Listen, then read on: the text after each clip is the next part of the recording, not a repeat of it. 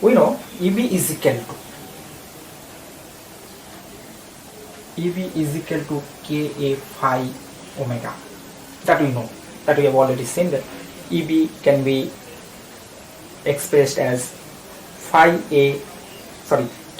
phi omega. So omega m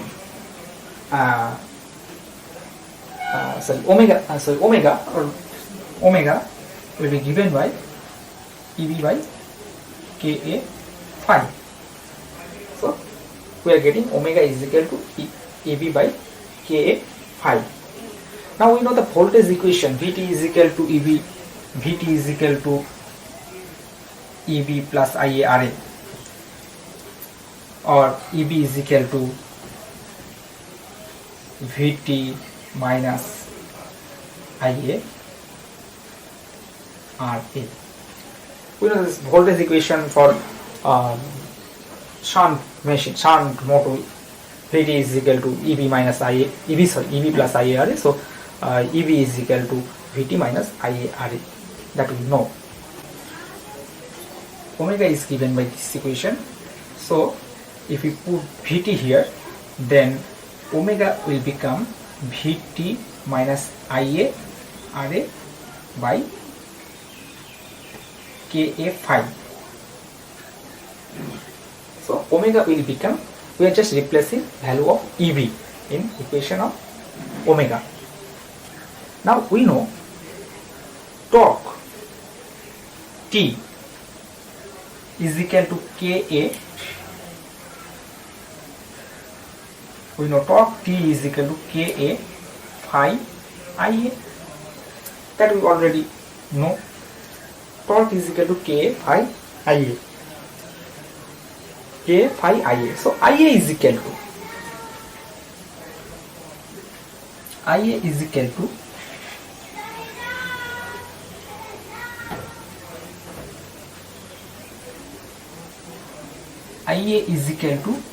T by phi Ka phi. Ia is equal to T by Ka phi. That we know from this equation.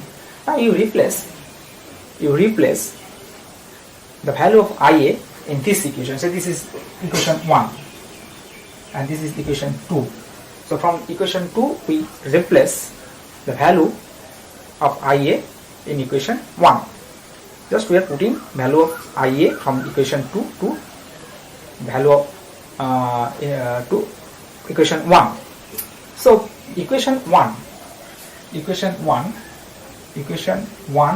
will be reducing omega is equal to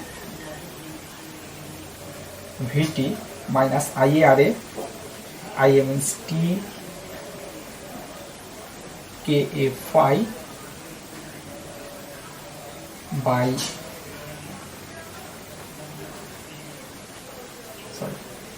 IaRa, T Ra, this is Ra, T into Ra by Ka phi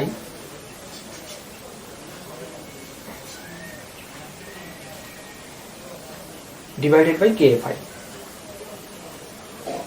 into Ka phi 1 by Ka phi. That is the equation. We are just, what we are doing in equation 1, we are simply replacing value of Ia with T by Ka phi. T by Ka phi, Ia is equal to this. We are replacing this Ia with T by Ka phi. So we are getting this equation where if you multiply this Vt by Ka phi minus T Ra by Ka square phi square. If you notice this, Vt K phi is no load speed. So this term is no load speed.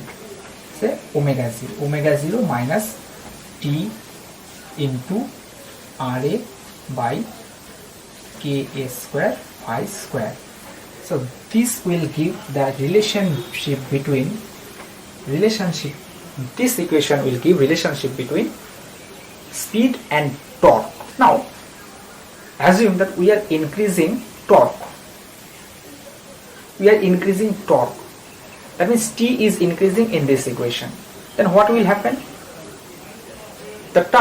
This term will be increasing. That term is increasing means our speed will decrease from no load speed. If we draw the figure, just we are omitting this part.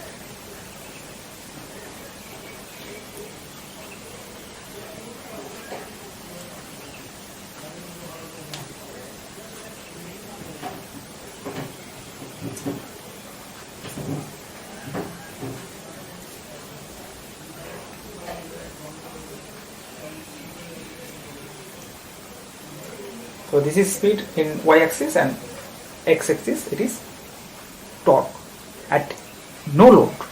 We know our no load speed is omega 0, that is maximum. When no load, then this value of torque is 0. So we are only getting omega 0. That means, so this is the no load speed, omega 0. This is the mark of omega 0, that is no load speed. Now just think about the equation. We are increasing torque from 0 value, that is no load. Gradually we are increasing, so gradually this term is increasing. This term is increasing means our speed is decreasing from no load speed.